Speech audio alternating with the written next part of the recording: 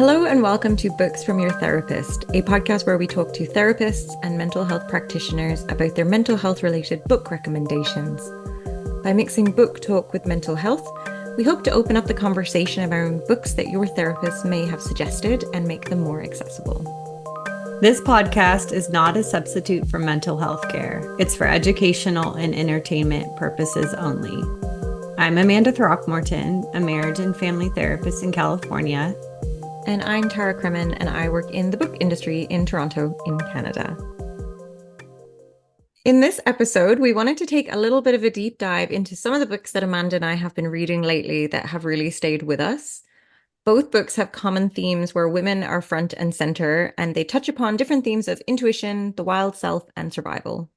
Women Who Run with the Wolves by Dr. Clarissa Pinkola Estes shows how women's vitality can be restored through what she calls psychic archaeological digs into the ruins of the female unconscious.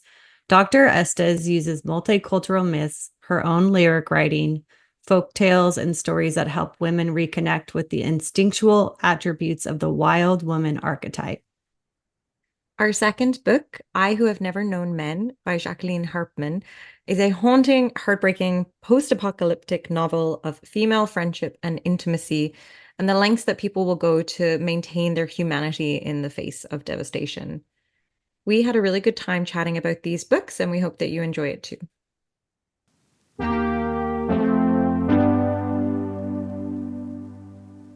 So our first book, Women Who Run with the Wolves by Dr. Clarissa Pinkola Estes, was sort of your mental health pick, Amanda. So why don't you kick us off by telling us, could you give us like a little quick overview of like what this book is for somebody that might have never heard of it before?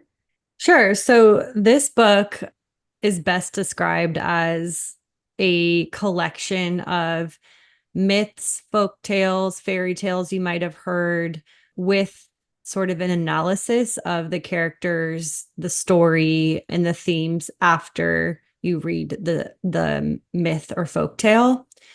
And what is so awesome about this book is that I think it's described as, vitamins for the soul, and it deals with a lot of feminine themes.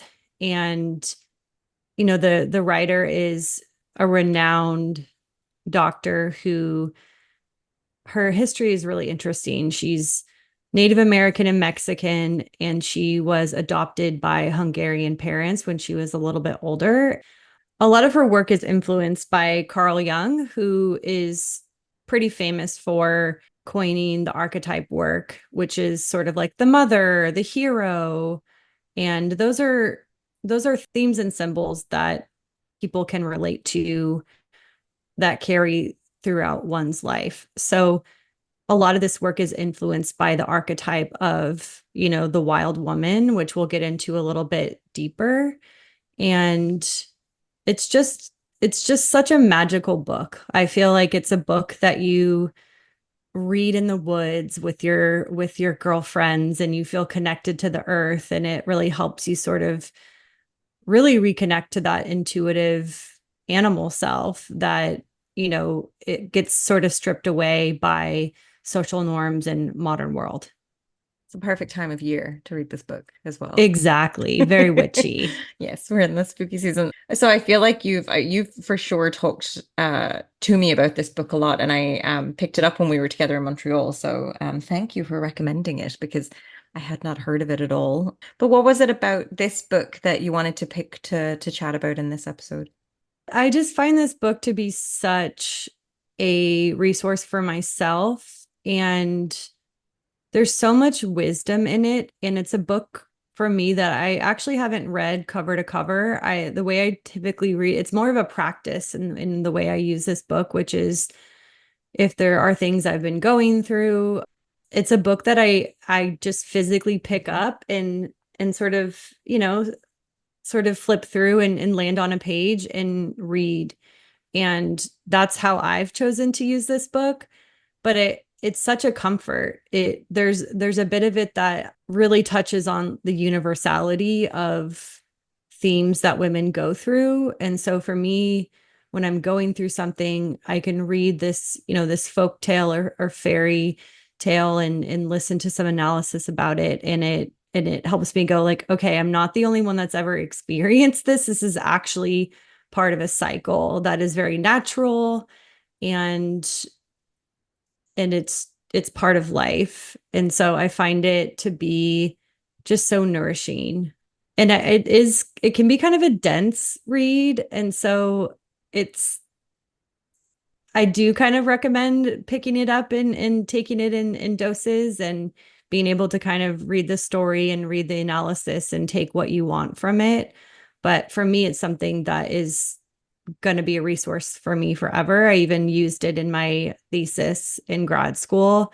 And I just feel like there's so much to gain from it. And each chapter kind of breaks down different themes. So if you're feeling lost in love, you can, read the chapters about finding the mate, or if you want to reconnect to your intuition. So you can read it chapter by chapter, but I just have always felt like it is like the best comfort.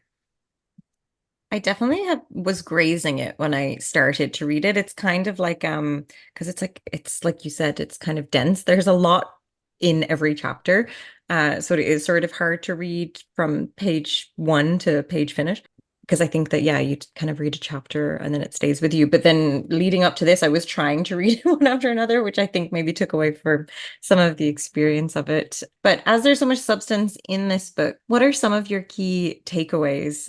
Yeah, I think there's so many themes that are nourishing that run through it. Intuition, which we'll talk a lot about in the next couple minutes. I think there's the power of storytelling that's really important in this, right? Like I mentioned, that idea of universality of reading something that's so old and might not apply to your exact modern specific problem, but be like, wow, like this is something that women have been dealing with forever, right? And yeah, it's part of a cycle. I'll be able to move through it. I also really think the connection to like the wild woman is very inspiring. And how do we sort of unlearn all of the shoulds that have been sort of pressed upon us? Yeah, and sort of get back to our animal nature, and what does that look like? How do we apply that, and how do we sort of like uncover these parts of ourselves that have been squashed by life or experiences? And I think it's very permission giving in a way of allowing you to go after things that you really want. I enjoy the folk story aspect of it. There's a podcast that I like listening to, an Irish guy. It's called the Blind Boy podcast. His name is Blind Boy Boat Club. But he talks a lot about how, because I think sometimes we really dismiss folk tales as like, oh, these are silly stories that were told when we were children. But if you actually go back far enough to like in Ireland, for example, that wasn't like it was an oral history, whereas a lot of the author's background would have been from like communities that had oral histories as well. So a lot of the folk stories have truths within them and they're trying to tell you a lesson within the stories. And if you kind of go back far enough, there's usually like a warning or, it means, you really shouldn't go swimming at night. Like that's actually like the Yeah.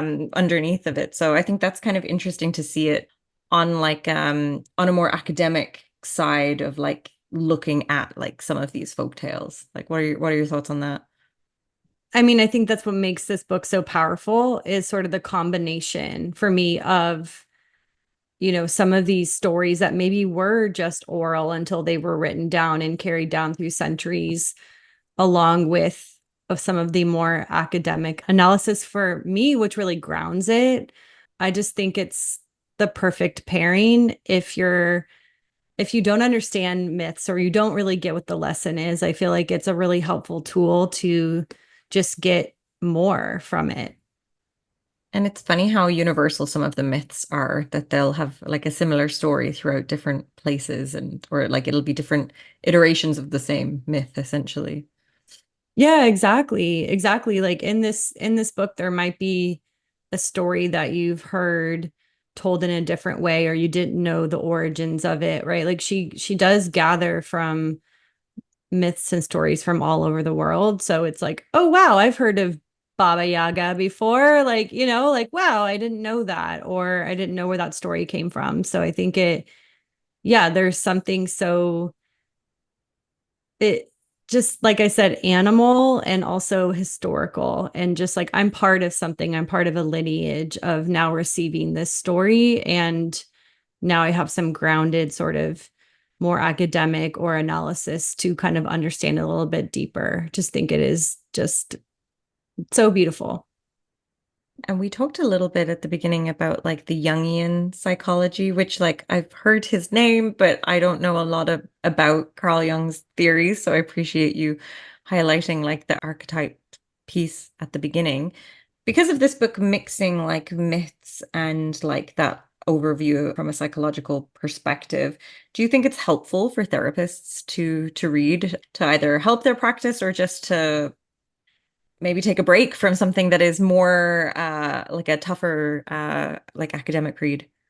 Absolutely. I think it's every therapist's responsibility to constantly sort of be uncovering not only parts of themselves to look at their own biases, but maybe history or stories from their clients' lineage is really important to understand. There's a lot of power and comfort in having a therapist that might understand, some of the stories or the struggles of your ancestors, right? So I think any sort of ancestral like look is important for therapists to kind of be able to hold like the whole person, not just the person you see in front of you, but sort of, the generational trauma that they might carry or, the glories from their history that you might not look at if someone's coming in I'm feeling anxious, right? Like there's always something a little bit deeper to dig into. So I think if anything, it's a great practice for therapists to dig not only into themselves, but into the stories of other people. I hadn't considered that therapists would have to sort of think about your background. I mean, not your like immediate background, but your sort of like lineage, I guess, per se. I guess that's something you have to I hadn't considered that you think about that in terms of how you help your clients. I don't know if every therapist practices that way, but I think it's important, if you have a client that sort of comes through and it's someone that has identities different than your own, there is learning to be done and not learning in a way where now you feel like an expert, but maybe learning in a way where it opens up more curiosity or gives you a fuller picture of the person. Hmm. Hmm. No, that's great. And were you familiar with this book prior to getting into your therapy work, or was it something that had come up from your schooling? I was familiar with it. I can't remember when I bought this book, and mine is like W- torn and old and used and Well loved is what I was going to say. it's well loved. It's well loved. I can't remember exactly when I got this, but I can imagine it was before sort of entering into my schooling when I was maybe starting on my own journey into myself or connecting with spirituality or trying to learn just deeper meanings. I feel like this book holds a lot of deeper meaning and it's actually just such an attractive for me, like the cover, it feels powerful and I actually have a print of the woman with the wolf that is on my wall because it just means I don't know, it feels powerful, the black and the gold, like there's something about this book that I was drawn to immediately. Nice. And is there any specific story that has really stayed with you? Because they touch on so many myths, but is there one that kind of jumps out when you think about this book? I know. It's funny because I was thinking a lot about this prior to us talking about the book. And for me, there's been different stories that have jumped out depending on my needs or depending on the time of life that I'm in. And I think the one that I was thinking about for today was the story of Vasilisa, which is I believe it's a Russian folk tale about a little girl whose, mom dies and classic dad remarries evil stepmother and there's two other sisters, right? Like sounds familiar to maybe something else we might know, right? And the evil stepmother sort of wants to get rid of Vasilisa, so they blow out the fire in the house, and then they tell Vasilisa, like, hey, we need someone to go get the fire. Like, I'm an old woman, I can't go, and my daughters are scared. Can you go out into the woods and can you go search for Baba Yaga and ask her to light the fire for us, right? And Baba Yaga, it's funny because I feel like I've been seeing a lot about her, and maybe moving into fall, it's like a very classic witch that lives in the woods, and I think her house is on chicken legs, right? Like there's parts of this story that I think some of the listeners might be familiar with. But Vasilisa goes out to Baba Yaga and says, hey, the fire in our house is out. And Vasilisa also has this little doll in her pocket that she carries with her, that her mom, who is like this angel mother, gave to her before she passes away. And the little doll is sort of gives her advice, right? So she goes to Baba Yaga and says, hey, I need fire. And Baba Yaga is like, why do you need fire, right? And the little girl, the doll, says, just say, because I asked, right? And so she goes, because I asked. And Baba Yaga goes, that's the perfect response. Like, sure. You must do this impossible task in order for me to give you fire. I'll kill you, right? Something extreme. And so the little girl is sorrowful and concerned about getting the task done, but the doll in her pocket is like, don't worry, like I'll handle it, right? So she falls asleep, wakes up, and is panicked, and then realizes the task is done. And Baba Yaga comes out and goes, oh, okay, so you completed it. So here's the fire. Don't say anything else, right? And the little girl's thinking, like, I should say thank you. But then the doll in her pocket is like, don't say anything, just walk away. So she does, and she comes back and she's carrying this fire. And I think it's like a skull lit with fire, something aggressive. And like, what? And brings it to the house. And I think the mom and the stepmom, the stepmother and the daughters are like, whoa, oh, she's fried, right? And then the fire, I think, essentially like explodes and kills the stepmother and the two stepsisters. And that's the end of the story, which is, it was an abrupt ending. But I think I chose this story because the doll sort of represents a woman's intuition. And, she had this thing in her pocket that was gifted from, angel mother or just any sort of wise woman, right? Doesn't have to be your true mother, but someone in your life that has influenced you or given you wisdom, right? It's like an old wise voice in your pocket, which is how I like to think of intuition. The intuitive voice sort of helped her through this challenge, and she returns to herself, right? And I just thought that was such a good story, because I think as we talk about like this wild woman archetype and connecting to femininity, and just how, our instincts sort of get pushed down throughout life and societal expectations, we stop listening to our intuition. And, I think a question that I hear a lot about is people saying, is it my anxiety or is it my intuition? Hmm. And I think if that is a question that you have, this would be a good sort of story to read. And actually, this whole chapter that talks about intuition, because it really paints a picture of your intuitive voice being this calm and all-knowing voice that comes through very clear, versus what I experience as an anxious voice, which is hurried and in distress and fearful. So I think this is just a really good story if you're someone that's ever questioned, like, is it my intuition in this situation, or is it my anxiety that's ruling me? And to like listen to the energy in which that voice comes through. So I thought this would be such a great story to kind of highlight. Yeah, I think especially with I think this book kind of talks about it a little bit about like you're saying, societal expectations. There's a lot of like the expectation of caregiving on women and things like that, which can really reduce your attention to your intuitive voice. So yeah, it's a good kind of reminder on that. Mm-hmm. Mm-hmm. And this is just like one little nugget from this book, Yeah, it's probably not right? even a full chapter. That's probably like half a chapter. There's so many, and actually, if I can, I'd love to read a quote. Sure.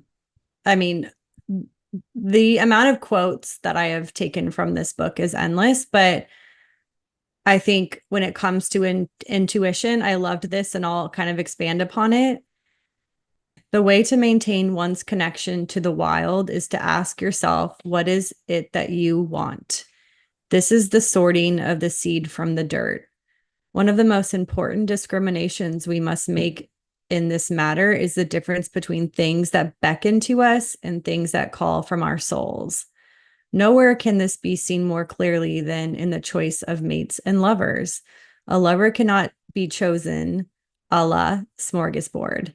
A lover must be chosen from the soul, a craving. To choose just because something mouth-watering stands before you will never satisfy the hunger of the soul self.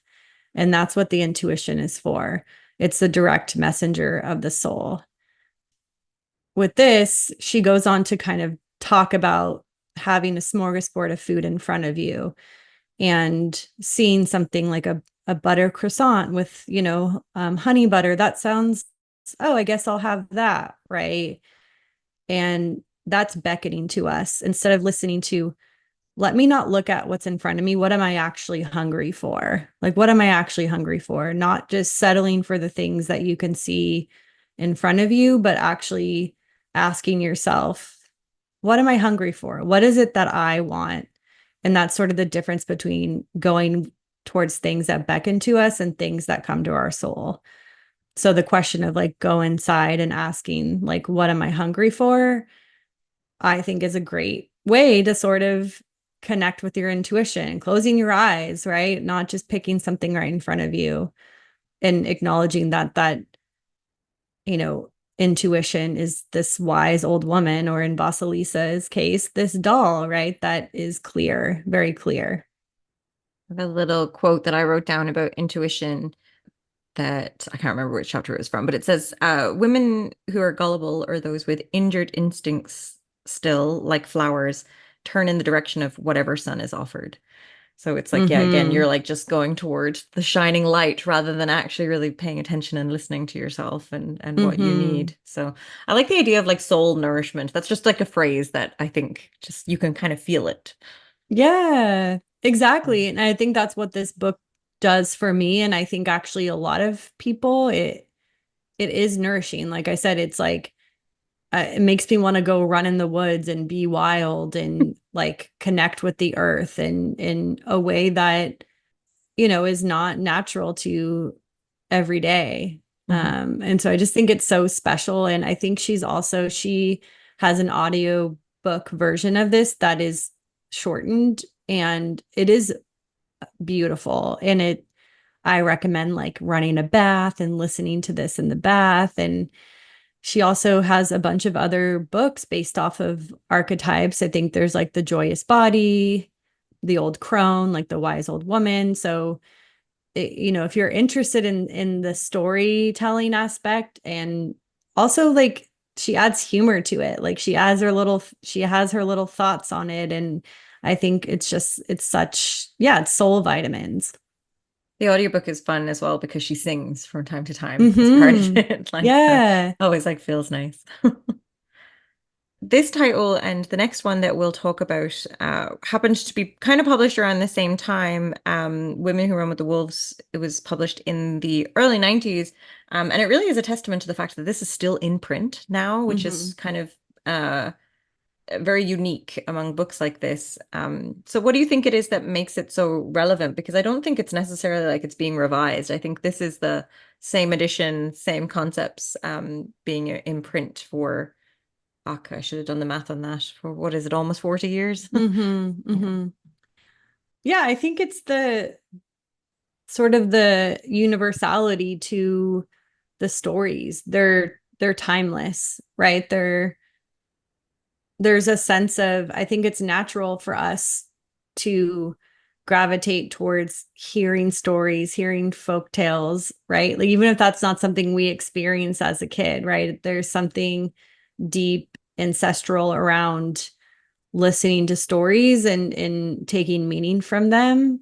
And I think it's just such a comfort. It's just such a comfort, and it's empowering, and it's a reclaiming of self, that I think, you know, will transcend. I don't think that it ever goes outdated. I think it gives particularly women or anyone wanting to connect with their feminine side permission to kind of break the rules and reconnect with self. So in my opinion, I think it will always be around, and I hope it is because I love it. And always in the print version too, because it is, like you said, something that you pick up when you need it. So you kind Mm-hmm. of yeah, I can see this being printed forever. Mm-hmm. You've touched on a ton of great points already, but is there anything else that inspires you about this book that we haven't mentioned yet? I just think it's this book that if you run across someone reading it, it's sort of this secret, not so secret society of like, oh, okay, like you're ingesting these messages, and you're, kind of questioning, or, in the blurb above, like going on a psychological dig of your own psyche and the aspects of yourself as a woman, or your how you connect to that feminine side.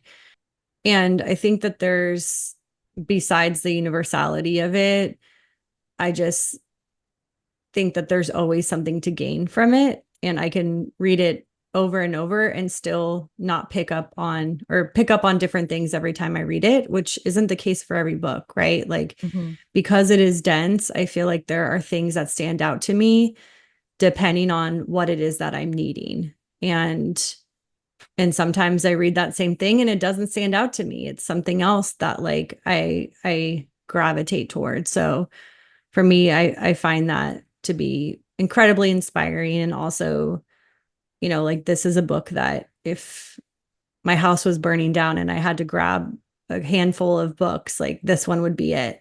Wow, it's high I praise. know. I know.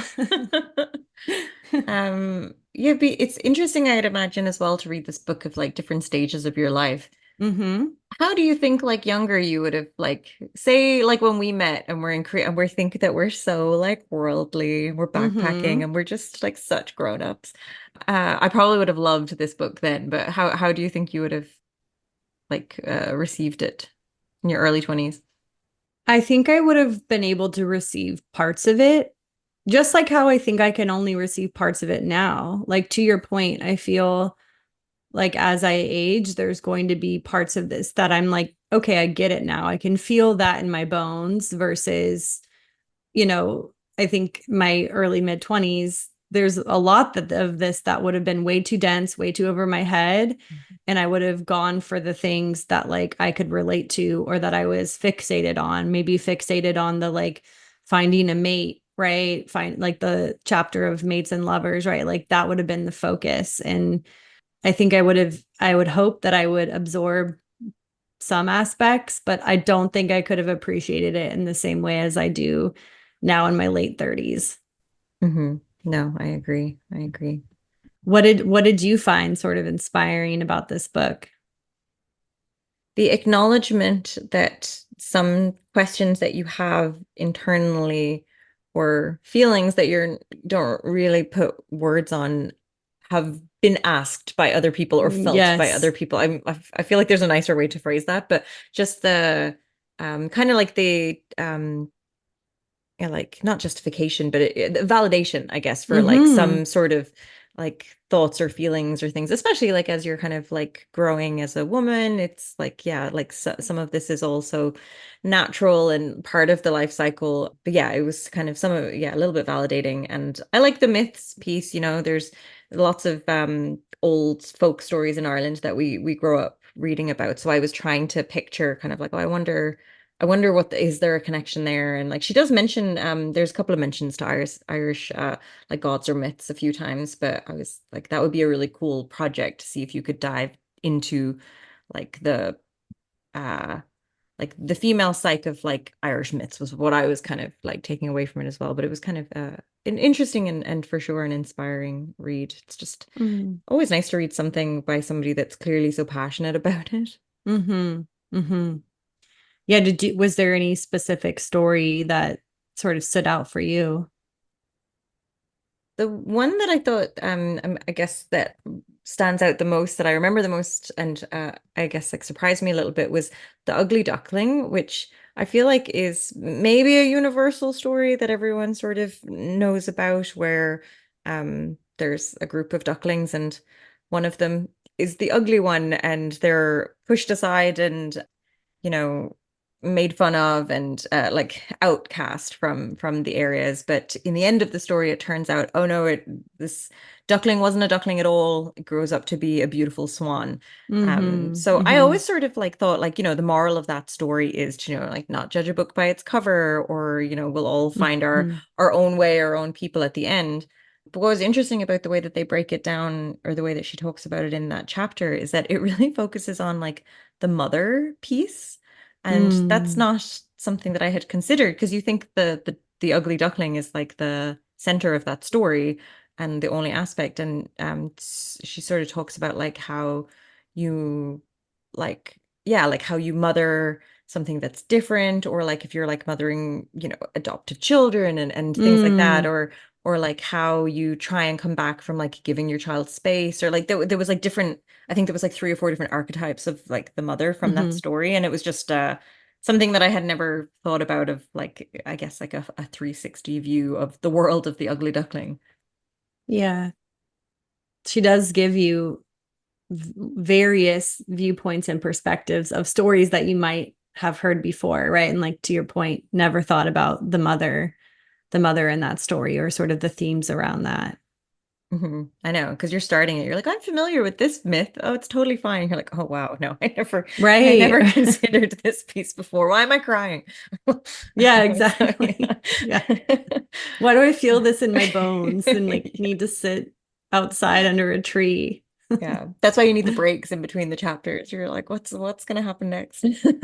Yeah. Absorb and integration, hopefully, right? Mhm.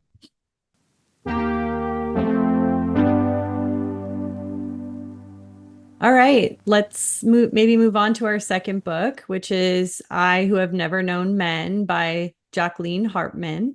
And Tara, could you give us just sort of a brief overview of this book?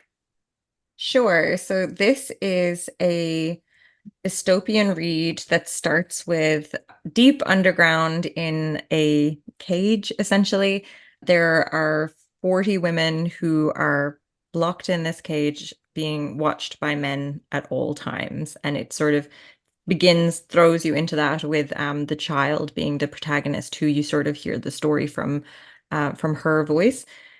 So they don't know why they're there, what's going on, and then you sort of learn about the world a little bit, and then something happens where they're able to escape, and it kind of sets you on the story of like what happens to them from there. I don't want to like spoil too much of the Mm-hmm. story at all, but that's kind of in a nutshell of like I guess the idea of like I who have never known men is because the protagonist had only has only known the prison guards as men, but was never allowed to speak to them or acknowledge them, or they never looked at them. So yeah, that's sort of the synopsis. I don't know if it was a very good one, but that's in Yeah. a nutshell. Yeah. And why did you choose this book to talk about? I have to say the cover really drew me in for this book. Mm-hmm. I was in a bookstore and I feel like I've heard people talking about it recently. A lot of people in my immediate circle had have recently read this book. I found out after the fact. But the cover was really sort of alluring, and I something about the storyline. I'm not really like a dystopian fiction reader, but then learning about, so the author Jacqueline Harpman was born in Belgium, in 1929 and fled to Casablanca during World War II, and then in later life became a psychoanalyst. So I was kind of interested in like, oh, like using that experience in like the storytelling of this and kind of like part of like how the psychological part of the story is told. So yeah, I think it was partly the cover, partly learning about the author, and just being intrigued. And then once I started reading it, I couldn't put it down. Like it's really like it's a very gripping read, especially because it's a translation, which I'm always so amazed when something is that's such a skill, like such every single word is so thoughtfully chosen. Um, so yeah. And what were some of the main takeaways for you? My main takeaway, I think, was of like the strength that you have when you maybe don't think that you have strength. So like the main Mm-hmm. protagonist, it begins at the beginning where she was brought into this cage so young that she doesn't remember life prior to it. And yet she knows there's something wrong. Like it's kind of the intuition, right? She like senses like this isn't a normal life. And she tries to antagonize one of the guards. And the only way that she's trying to do this is she sits in one place and like stares at this guard all day long until the shift changes. And nothing ever happens, but it's just something interesting about like the drive of like the willingness for her to do that and just kind of how resourceful stuff. And then there's a piece where she's trying to figure out like time. So she starts counting her heartbeats to start to generate. They're like, maybe we're not in here. We assume this is 24 hours a day. Maybe it isn't. And they're like, and how she builds up the friendships with that.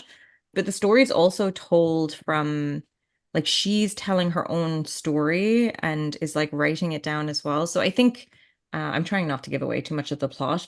I think one of the main takeaways is just like how powerful stories are. And I think that is something that themes into like our first book as well. Like storytelling really has the option to move you. Like I feel like this book made me cry a couple of times. Like, and even it's so meta, right? It's you're in the story within the story that this person is writing. So yeah, the main takeaways are sort of like the strength you have when you're really pushed that you probably don't even realize is there, like that instinct to listen to and when things are wrong, and then like the impact that you can make by just like telling that story then as well. Mm.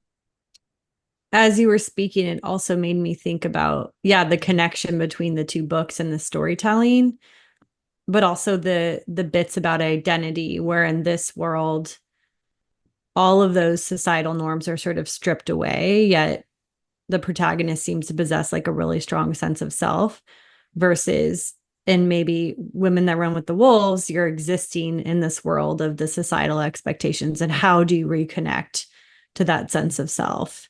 Do you believe that our identities are formed from within, outwardly, mix of both? It's kind of it's like a little nature versus nurture question Mm-hmm. too, right? It's like a similar Mm-hmm. thing with the identities. I think it's probably a mix of both. I mean, I feel like we've all met children who very much have their own personality at a very young age and know who they are. So I'm sure there's definitely an instinct there, and whether or not you listen to your own identity or follow through with it. Yeah, it is interesting to know that we have this individual soul and identity Mm. from yeah. So I feel like you have it, but maybe you don't pay attention to it as much, or one doesn't pay attention to it as much as the other. Like what do you Mm-hmm. think? I agree. I think there's, yeah, it is a big nature versus nurture conversation. And I think in both of these stories, right? Well, there's a collection of stories versus this story, there's like the reclaiming of oneself in a way, right? And the protagonist in this book sort of has the opposite of all the noise and the expectations put on her, and is still sort of like able to kind of connect to that intuitive self. And so yeah, I think my takeaway is that we all have access to that, and we can move through the challenges, whatever those are, the environmental challenges, to connect to that, right? So I do think it's nature versus nurture. And I do think we do have a strong inner knowing that does get clouded and sort of squashed down depending on the environment. And it's like up to us to choose to go towards that and let the environment sort of fade away. Yeah, I guess it kind of shows this because the protagonist is so young, and Mm-hmm. maybe that's part of like the identity is so strong. Maybe it's part of just there being more energy and everything. Because a lot of the other women are old, like elderly at some point, and they sort of just go along with things, and their fire definitely has diminished in some regard in Mm-hmm. terms to like their identities and stuff. So yeah, it was an interesting book for sure. It definitely leaves you with like a lot of questions or um Yeah. yeah. And no one's going to light that fire for you but yourself, Mhm. right? Like no one's it's the soul's work, it's the self's work, right? I Yes. think in both books, and both books also explore transformation, whether it's personal growth or the reclaiming of one's narrative, like with this book, adapting to new circumstances, highlighting the potential for change, within individuals. As someone who's experienced transformation with life or in therapy, etc., like what would you tell your younger self or want them to understand about personal growth and change? It's a real deep question. I Um, know. yeah. I think that change is inevitable. There's nothing that we can do about it. I guess I always kind of like the idea of like change being a river that will always flow and erode in different ways, but will kind of not be something that we can necessarily control. And I think something from this book is, and I guess it's part of like they're forced to do it in the survival aspects, but it's really breaking down like what are your like immediate needs in the moment. And it's kind of very much about like the present. So I think if I was to talk to my like younger self or yeah, myself from yesterday, I'd be like, Mm-hmm. just relax and think about, Mm-hmm. the present a little bit more and kind of like Mm. really focus on like what are your immediate needs now instead of like worrying about like future things so much, especially when like that change is unavoidable. Like we're worrying about the future that we can't control either. So yeah, just to to sit and look at the clouds more. Mm-hmm. There's there's a movie that's currently out called My Old Ass, and it's the name, take it or leave it, but the movie itself is very good. It's about an 18-year-old who lives in this small Canadian town, actually, and on a lake, and is about to go off to Toronto to go to college. And she decides to do mushrooms on her 18th birthday with her friends, and has her older self, who's a 39-year-old Aubrey Plaza version of her, comes, and just they spend time together. And it's such a good movie. It's a good message. It's interesting to be zoomed out of sort of that younger self-talk and witness someone in that, right? Like here's the 39-year-old and the 18-year-old talking, and the 18-year-old has these expectations of the 39-year-old, and the 39-year-old is like, be present, be with your family, like giving these like wise bits of advice, but also like is also 39 and is on their own journey, right? So doesn't isn't the all-knowing person, right? So it's interesting to think about contacting younger self and being who we are now, and knowing what we know, and there's plenty that we don't know, right? But it's like I highly recommend the movie. It's very good. And for me, it one of the takeaways was, yeah, we get to be these wise versions of ourselves. And there's also like an older, wiser version that is looking at this version going, this is what you could be doing, or, try and relax. Or so I thought that I would add that in there because everyone should go see it. Yeah, I want to go see that. That sounds Yeah. good. I always think about like how like I'm wondering, like, did the 18-year-old not receive that well? Because I'm always just like, I would just wouldn't have listened to that. And I think part of like growing is learning and making mistakes. And like I very much try not to like regret anything that's happened. It's always like just like, all right, well, what can you learn to like change that going forward? So Mm-hmm. I always think it's a little bit part and parcel of like, you will make these mistakes as you get older. And like that's what I had to do back then because I didn't know Yeah, any better. exactly. Like, Right, right. yeah. No, it's true, right? Like we can't shield our younger selves from all of the things that we might experience, right? And there are learnings and resiliency that comes from those experiences. Mhm. So back to the book. um, if you were to imagine yourself existing in the world of No, just hard, I hard, who hard no. I know. Right. Yeah. Okay. If you were existing in this world where you had to survive and there's no men and no like understanding of why you're there, what skill do you think would be the most important to hone in on to survive? And this could be like mentally or physically. I think like not knowing why you're there, I think is the most frustrating part of the book that they don't really get that annoyed about. Like they don't there's a while where they're like, we just don't think we're on Earth. Like we think we're somewhere else and Mhm. you're never told.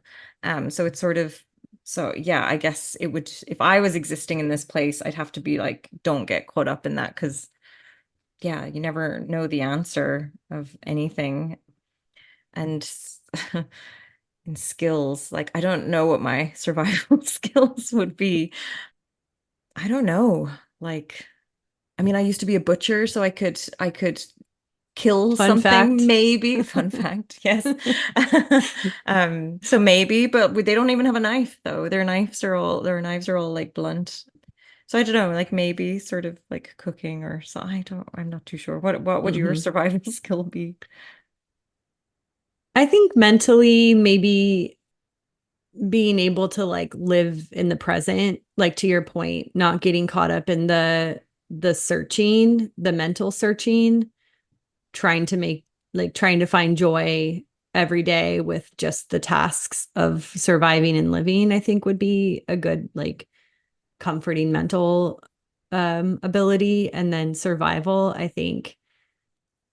I mean, there's tons of things. I'm like hunting or identifying edible plants and being able to use plants for medicine, things like that. I think being like more attuned to the earth and being able to utilize what's naturally around me. Mhm. I was thinking about this book as like that game that we had a couple of episodes back of like if you could vacation in a story. And I was like, absolutely nobody would pick this book. No, It's we're not just vacationing in this story. it's so bleak. You should read it, everyone. It's very good. But there's like I Yeah. wouldn't want to imagine myself being part of this world at all. It's like I feel like I would just get so frustrated. Like yeah, yeah. It's a tough one. I don't even know. I don't think I would vacation in Women Who Run with the Wolves either. It's like, am I gonna go see Baba Yaga on the chicken leg house and hopefully she doesn't kill me? I'm You're gonna be good. able to like I'll just read from above. yes, that's fair. Yeah, we wouldn't survive either of these books. No, our little doll of intuition would help us through. Hopefully. So what about this book inspires you? I think like I mentioned earlier, the main takeaway for me was sort of like the importance of storytelling and listening and I because there's so much you can read into this book, right? That, the author had run away from like World War II and like how much of like had concentration camps and that sort of stuff fed into the writing and part of the Mm-hmm. story of this and everything. So I also like that, I love when people change careers later in life and really like find their stuff. So the writing I think is really beautiful. But yeah, I think just the importance of it, even the protagonist sort of has maybe that's part of her intuition she sort of has this like underlining desire that she can't get rid of, like just to learn Yes. about whatever she can from the other women. So I feel like that's a good takeaway as well, is to like you're always learning, like you're doing something new for the first time all the time. I mean, I'm learning how to sew, which would be a great survival skill in this place because they don't have Yes. clothes either. But they also don't have a sewing machine. I mean, I'm learning how to sew on a sewing machine, so it's silly. It's a silly game. But yeah, I think Details. I think that's the sort of main thing that that in just how stories and good writing can really open your mind up to like different thoughts. Hmm. What do you think Yeah. inspires you about this book? I think the theme for me was back to like being in awe of the protagonist and her, yeah, her curiosity, the way you spoke to that, as well as just her intuitive self was so strong, is Mhm. so strong, right? Like she ended up being sort of the leader in a sense, like not in the sense of maybe who's like forming the groups, but she led a lot of social change. And I just think that that is just so powerful. And I think for me it connected back to trusting into intuitive self and how we all actually all have access to that if we are searching for it. And in this case, like that's all she had. That's all she had, right? Mhm. And so I find that super inspiring. I mentioned this earlier, but so this book was written in 1995, so sim or published, I guess. So published around the same time Mm-hmm.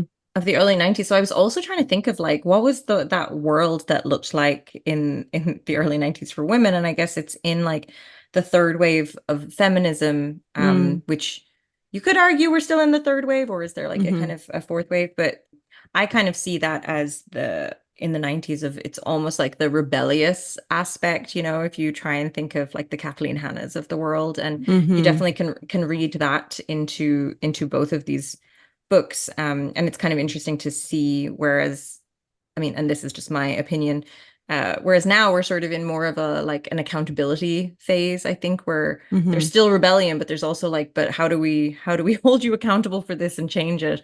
So it's Right. interesting to have like these kind of women perspectives as well, reading this in 2024. Mm-hmm. Yeah, and how do we bring in the other people or perspectives that weren't included in the early waves of Yeah, feminism, right? yeah, Like that expansion. yeah, Yeah. exactly. It should always be encompassing. Right. Right. And yeah, I think with some of the themes between both of them, yeah, mostly like the intuition is what I sort of highlighted. And yeah, like the drive to keep going in each of them. And I think that's like you were saying, the wild woman kind of constantly going in the woods. And this protagonist, the child in I Who Have Never Known Men, who just has that drive to just keep searching. Mm-hmm. Badass. Yeah, I don't want to go there though. I know. It's not worry vacation. No, no. Thanks for listening to Books from Your Therapist. If you're interested in the books we talked about, we'll include links to them in our show notes. And if you'd like to reach out to us with your own recommendations, or maybe you're a mental health practitioner who is interested in coming on to share them yourselves, you can email us at booksfromyourtherapist@gmail.com. Happy connecting to that little doll in your pocket called intuition. Happy listening and trusting yourself.